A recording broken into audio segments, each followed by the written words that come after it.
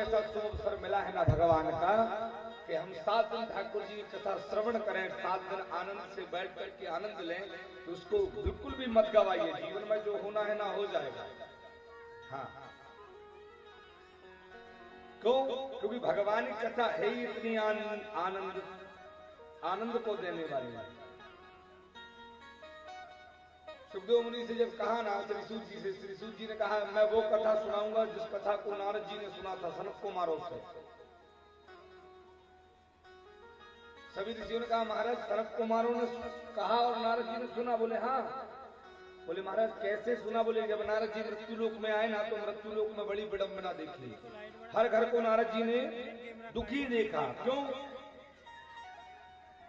बोले महाराज पहले तो नारद जी की 2 दुख थे।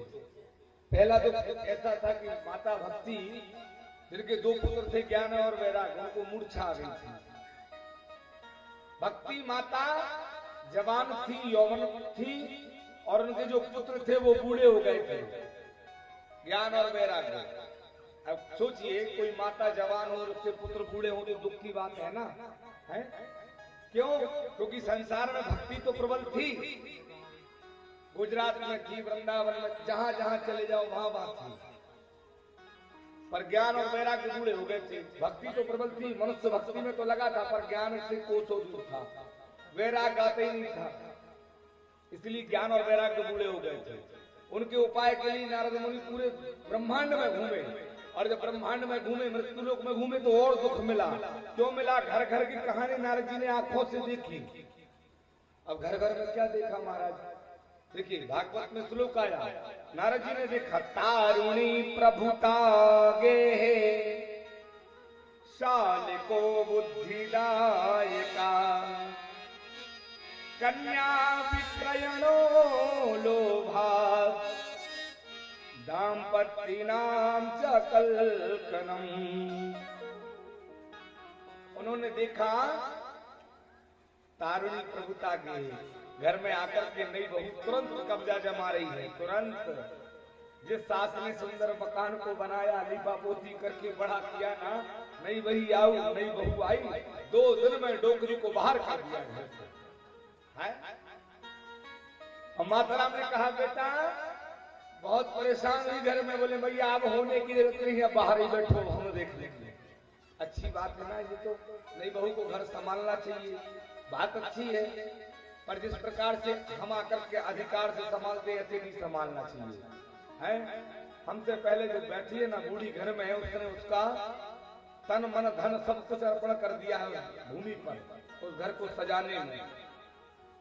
और नई बहू आकर के अगर कह दे महाराज कि दादी तुम तो घर के बाहर ही बैठो अम्मा, अब हम हमारे हिसाब से देखेंगे, ऐसा नहीं करना चाहिए।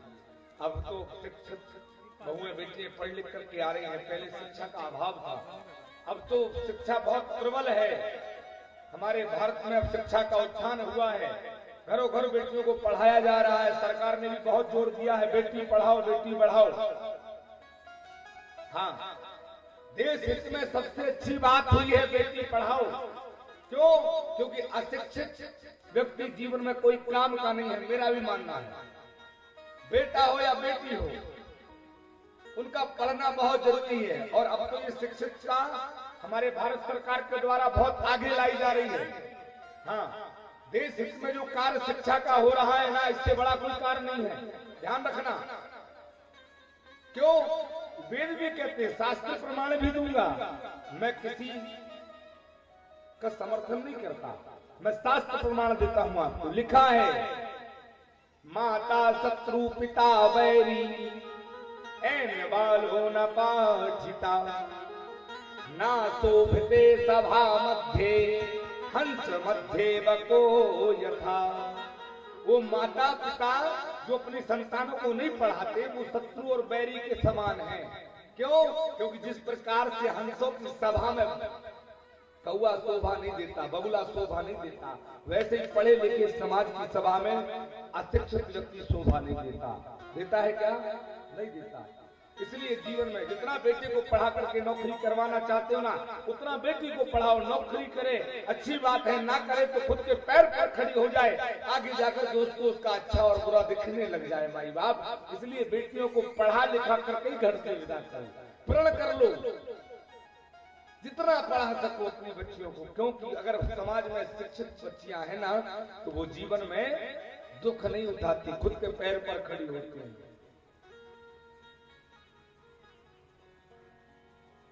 नारद जी ने अपनी विडंबना बताई, महाराज तारुणी प्रभुता गे है, नई बहू है, घर में आकर के शासन चला रही है, साल को बुद्धिदायका, घर में भैया से कोई नहीं पूछ रहा है, बहुत कम लोग हैं जो भाई से सलाह लेते हैं, फिर साले से सलाह लेंगे, है नहीं, ससुराल बने केवल 8 दिन नहीं भय और लगाया फोन, हेलो साले साहब जी, गाड़ी लेना है, दिवाली पास है, कौन से कलर की ले लें, बताओ, आग लगी।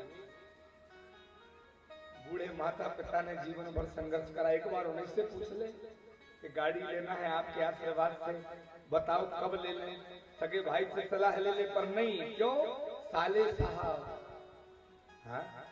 साल को बुद्धिदायका, कन्या विक्रयणो लोभात, लोग के वशीभूत में लोग कन्या का विक्रय कर रहे हैं, और दाम पत्नी नाम चकल करम। नारद जी कहते हैं हर 2 घर छोड़ करके तीसरे घर में पति पत्नी की लड़ाई चल रही है, पति पत्नी में प्रेम नहीं है, लड़ाई चल रही है, क्यों चल रही है, कलयुग का प्रभाव। जिस घर में कलयुग का प्रभाव होगा बहुत ज्यादा, उस घर में मेरे ठाकुर जी विराजमान नहीं होते, और जिस घर में ठाकुर जी विराजमान नहीं होंगे, ध्यान रखना, वो घर में सुख संपत्ति आएगी नहीं।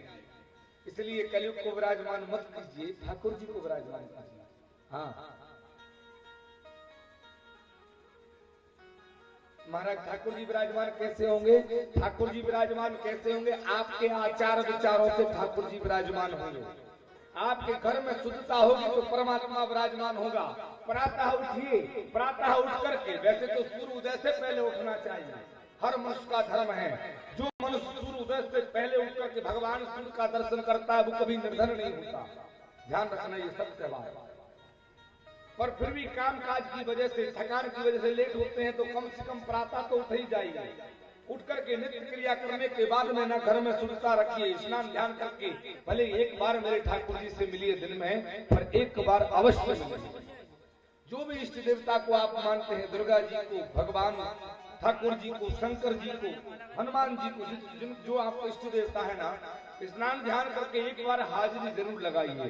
परमात्मा तूने जन्म दिया है, तूने जीवन दिया है, तूने हमारे जीवन की नैया को पार लगाया है ना नाथ, तो एक बार मैं तेरे दरबार में आकर के अपने दिन भर के पाप और पुण्य को समर्पित करता हूँ। ऐसा विचार अगर करेंगे तो ठाकुर जी आपके घर विराजमान हो जाएंगे, कलयुग और उसकी आपत्ति आपके घर से दूर हो जाएगी। बोल भक्त और भगवान की, विराजमान करना होगा। हाँ, और मांस मदरा को घर में ले आओ तो बोले महाराज मांस मदरा अगर घर में आएगी तो घर को नाश कर देगी, तबाह कर देगी, आपकी आने वाली पीढ़ी को तबाह कर देगी, आपके बच्चों के भविष्य को तबाह कर देगी।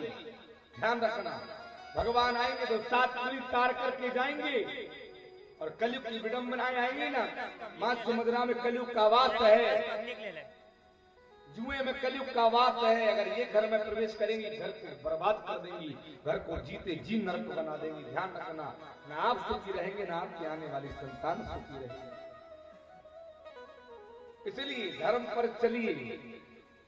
ऐसा नहीं है महाराज के केवल पंडितों का ही ठेका है, ब्राह्मणों का ठेका है कि नहीं, आप ही धर्म पर चलिए ना। श्रीमद् भागवत के अंदर, रामचरितमानस के अंदर 1 लाख प्रमाण मैं दे दूंगा, जिसने भगवान की भक्ति करी मेरे भगवान उसके हो गए। भगवान मेरी जाति नहीं देखते, हाँ भगवान मेरे डिग्री नहीं देखते कि कितना पढ़ा लिखा है, उसके पास जाऊंगा। बताइए केवट पढ़ा लिखा था, केवट पढ़ा लिखा था क्या? नहीं था ना, पर मेरे भगवान स्वयं पहुंच गए और चिल्लाया, मांगी नाभ ना केवट आना। अब केवट जब आए ना, तो केवट ने आके भगवान से कहा, आया हूं तुम्हारे मरम में जाना, मैं आपके मरम को जानता घबरा गए। मेरे भैया के मर्म को तो अच्छे अच्छे नहीं जानते, लक्ष्मण हूँ को मर्म न जाना, देह चरित्र रचु भगवाना, फिर ये केवट कैसे जानता है मर्म को। केवट ने कहा, नाथ आपकी सौगंध, आपके पिता दशरथ जी की सौगंध, जब तक पांव नहीं धुलवाऊंगा ना तब तक नाव चढ़ाऊंगा नहीं। हाँ। मेरे भगवान रीझ रहे हैं, रीझे के लिए रीझे। अब केवट कोई डिग्री वाला था क्या? मेरे भगवान मन देखते हैं। मेरा भगवान प्रेम के प्रकट हुए ही मैं जाना।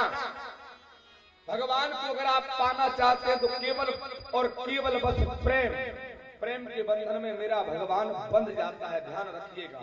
और जीवन में मनुष्य ने अगर प्रेम पाकर के भगवान को नहीं पाया, माई बाप को, आपने, मैंने, हम सब ने कुछ नहीं पाया, जीवन में कुछ भी नहीं पाया।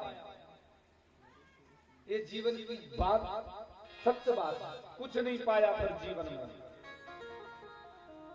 वह देह नहीं जिससे जग में एक बहू पर काज निभाया नहीं। हाँ। वह चित्त नहीं जिसमें प्रभु का मनमोहन रूप समाया नहीं। रत्ना वह काट गिरे जिससे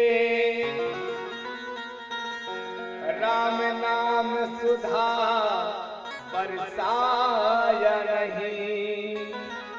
और यदि पाया रक्षित राघव को तब जीवन में कछु पाया नहीं। अगर हमने मानव जीवन में भगवान को नहीं पाया तो जीवन में कुछ पाया नहीं। इसे ध्यान रखना। प्रेम से बोलेंगे भक्त भगवान की। इसलिए जीवन में प्रयास करिएगा कि भगवान के चरित्रों को सुन करके, भगवान की पुण्य पवित्र कथा को सुन करके हम हमारे जीवन में बदलाव लाए। हम बदलेंगे, हमारी आने वाली पीढ़ी बदलेगी। आने वाली पीढ़ी बदलेगी ना तो माई बाप हमारी 7 पीढ़ी बदलेंगे। और ये भागवत महापुराण में आपको बता दूं, जो लोग श्रवण करते हैं उनका फल सुनिए। जो लोग श्रवण करते हैं ना वो भव सिंधु से पार हो जाते हैं। दिव्य विमान आकर के उनकी दिव्य योनि में बैठ करके मुक्ति हो जाती है, जो लोग सुनते हैं। और जो इस भागवत महाग्रंथ को अपने घर लाकर के करवाते हैं ना, कहते हैं माई बाप उनकी 21 पीढ़ी तर जाती है, 21 पीढ़ी को उतारने वाली। अगर उनकी कुल खानदान में कोई पीढ़ी में कोई ऐसा व्यक्ति है जिसने भगवान का बिल्कुल भजन नहीं किया और वो नरक योनि में पड़ा है, पिशाच योनि में पड़ा है, ब्रह्म राक्षस योनि में पड़ा है, तो ये श्रीमद् भागवत महाग्रंथ जिस परिवार में होगा उस परिवार के समस्त योनियों से मनुष्य छूट करके दिव्य योनि में भगवान के श्री चरणों में पहुंच जाता है। इतना बड़ा फल इस भागवत महापुराण का है। उन भागवत महापुराण की भाग्य भाग्य को संभालने वाली, गासे गति प्रदान करने वाली, वासे वैकुंठ की प्राप्ति कराने वाली और तासे तीनों लोगों का तरन तारण करवाने वाली श्रीमद् भागवत महापुराण की